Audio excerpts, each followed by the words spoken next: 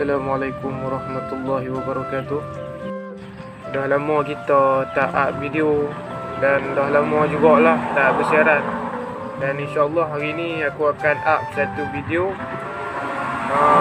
menceritakan tentang kisah daripada seorang anak syurga lah. Kisah ni dibuat atas untuk menunaikan permintaan ibu dia sendirilah, untuk mengabdikan kisah tentang dia ni di YouTube.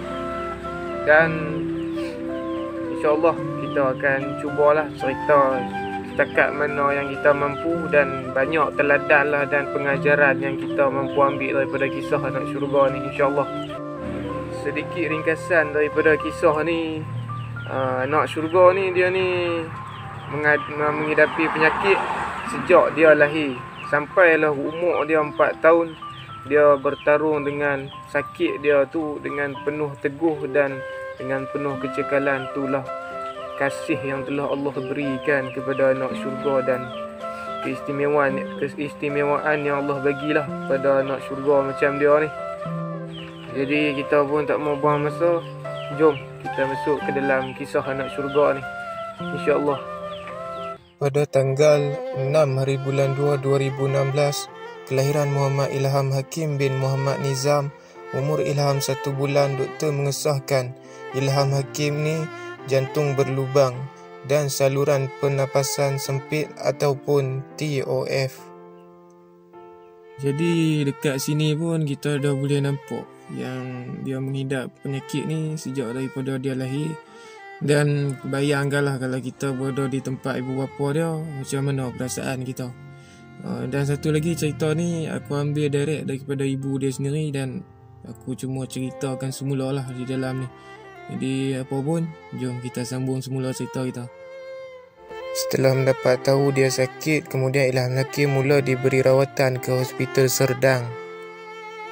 3 bulan umur Ilham Hakim, doktor memberi keputusan kepada kami, Ilham perlu dibedah atau hendak dipantau lagi. Kami memilih untuk dipantau kerana situasi Ilham Hakim menunjukkan seorang yang normal, pembesaran, ketinggian, makan minum semua seperti biasa. Tidak seperti kanak-kanak yang mengidap penyakit jantung. Bila umur mencecah setahun, Ilham Hakim semakin membesar secara normal. Sebab doktor menyatakan yang Ilham Hakim akan mengalami jangkitan kuman, kerap demam, kerosakan otak, pemikiran yang tidak normal.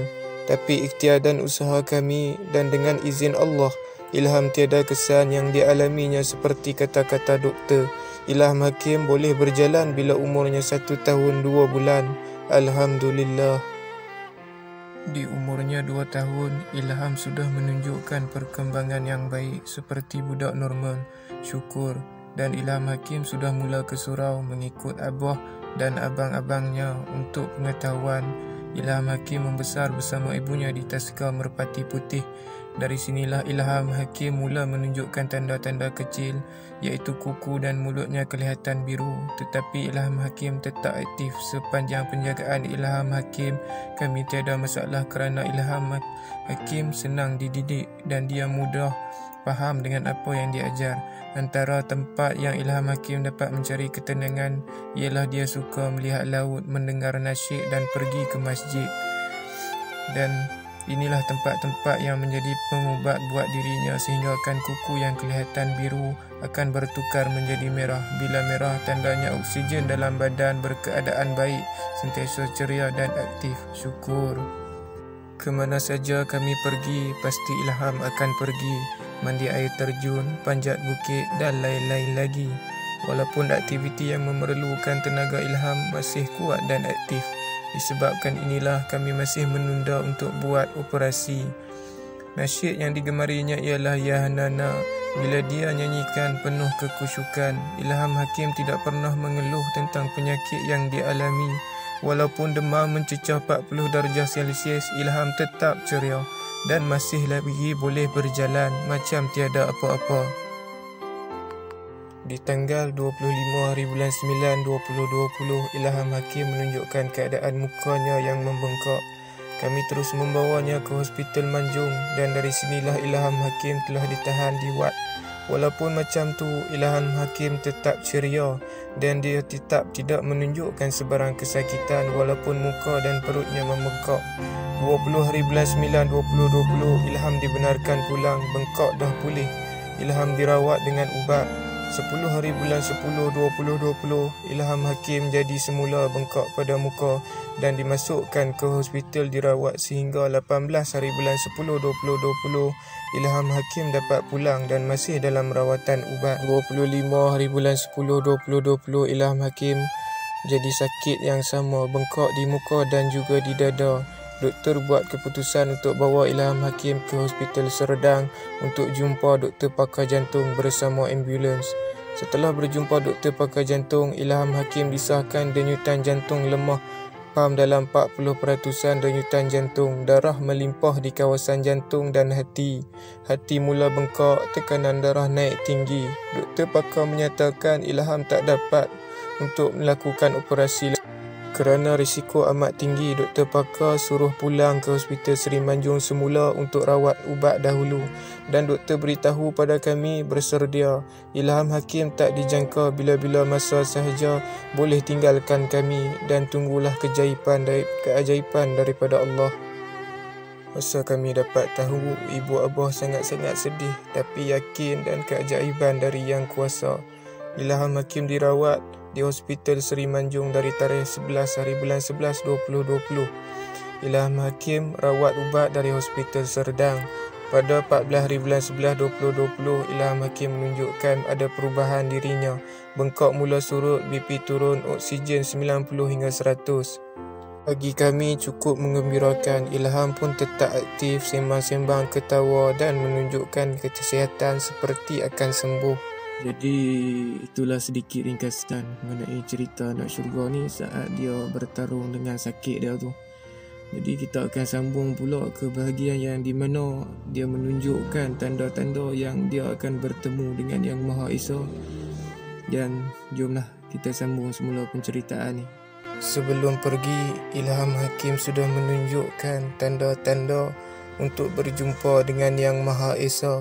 Antara permintaan yang diminta ialah sebuah kereta putih, ingin tidur bersama selimut yang berwarna putih, barang-barang seperti headphone sebanyak 4 biji, game MP5, handphone bersama SIM card. Dia mula minta untuk mula solat duduk di atas katil, baju kegemarannya iaitu tentera, hand sanitizer 2 botol, sarung tangan getah, stetoskop head doktor. Alhamdulillah kami dapat tunaikan kecuali permintaannya mengenai kereta.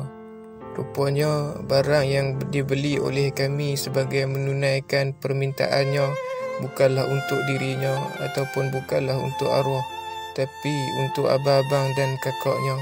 Sebab arwah pernah tengok abang-abangnya minta barang-barang tapi kami tak dapat tunaikan.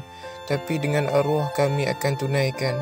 Yang kami sedih, sarung tangan getah dan hand sanitizer yang diminta olehnya dapat digunakan oleh orang ramai ketika menziarahi jenazahnya dan ketika memandikan jenazah arwah. Jadi kita boleh tengok sebelum dia nak pergi menghadap ilahi pun, dia buat permintaan tu bukanlah barang yang dia minta tu untuk diri dia, tapi sebenarnya untuk abang dan kakak dia dan untuk adik-beradik dia yang lain. Sebab dia pernah tengok kakak dan abang dia minta tapi tak dapat nak ditunaikan oleh ibu dan abah dia, tapi dia tahu bila dia yang minta pasti ibu abah dia akan tunaikan. Jadi dia minta tapi sebenarnya bukan untuk diri dia, untuk abang-abang dan adik dia. Permintaan dia sarung tangan getah dan juga hand sanitizer rupa-rupanya berguna di saat orang datang menziarah jenazah dia, berguna di saat orang memandikan jenazah dia menggunakan sarung tangan getah tersebut. Masya Allah, subhanallah, maha suci Allah. Dan yang paling menyentuh hati, dia mampu lagi nak minta untuk solat sambil duduk dan mampu lagi melakukan solat sambil duduk saat dia tengah, memang dah orang kata tengah nazak, tengah sakit. Mampu lagi dia untuk melakukan solat. Kadang aku sendiri malu dengan kehidupan aku. Hidup aku 22 tahun pun berbelah-belah tahun aku hidup dengan penuh kejahilan. Tapi dia yang hidup dengan umur yang 4 tahun, Allah kurniakan dia kematangan dan kecerdasan, juga kecintaan dia pada agama dia, pada Tuhan dia. Subhanallah. Jadi tak apalah, Jom kita sambung sikit lagi kisah mengenai anak syurga ni. Untuk pengetahuan, semasa di hospital, arwah sentiasa meminta ubat untuk dimakan. Walaupun bukan waktunya makan ubat, sebabnya arwah nak cepat balik ke rumah. Akhirnya arwah dapat balik buat selama-lamanya. Al-Fatihah. Al-Fatihah buat adik Ilham yang telah banyak mengajar kami erti kesabaran, erti kasih sayang dan bermacam-macam lagi. Syukur menjagamu adik. Kamu paling istimewa. Sampaikan arwah periksa beg duit kami. Arwah cakap duit kami dah habis. Janganlah guna duit mak abah dah. Gunalah duit Ilham untuk urusan semuanya. Rupanya duit sedekah untuk Ilham dapat kami gunakan untuk majlis tahlil dan lain-lain. Pada tarikh 15 hari bulan 11 2020, sedang Ilham Hakim berbicara dengan ayahnya jam 6 petang di atas katil. Ilham mengalami sawan dan terus mengalami kekejangan dan disahkan meninggalkan kami buat selamanya di atas riba ayahnya. Sungguh mudah ajal menjemputmu adik. Jadi itulah sedikit ringkasan kisah perjalanan hidup si anak syurga ni.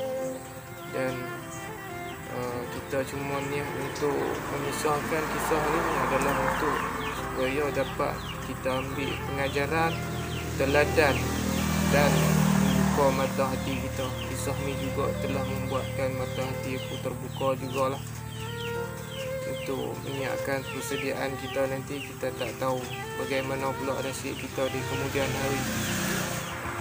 Terima kasih kepada yang dah menonton dari mula cerita ni dan sampailah akhir video ni.